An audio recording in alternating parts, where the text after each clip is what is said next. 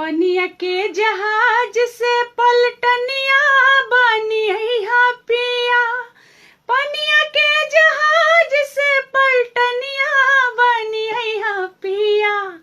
ले ले आइहा हो त ले आइहा हो पिया से नूरा बंगाल से हो। ले आइहा हो पिया से नूर बंगाल से हो। से नूर बंगाल से हो से नूरा बंगाल से हो। ले आइहा हो पिया टीका राजस्थान से हो।